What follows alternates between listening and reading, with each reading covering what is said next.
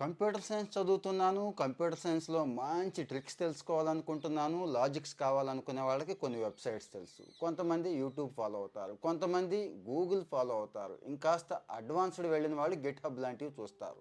Podcast గురించి మీకు అందరికీ తెలుసండి. ఎంటర్‌టైన్‌మెంట్ కోసం లేకపోతే మంచి కబుర్ల కోసమే పోడ్‌కాస్ట్ వింటాం కదా! కంప్యూటర్ సైన్స్ రిలేటెడ్ పోడ్కాస్ట్లు కూడా ఉన్నాయండి. చాలా బ్రహ్మాండమైన పోడ్కాస్ట్లు, అద్భుతమైన పోడ్కాస్ట్లు, మంచి ఎక్స్పర్ట్స్ చెప్పిన పోడ్కాస్ట్లు అయితే ఉన్నాయి. కానీ మీకు తెలియదు.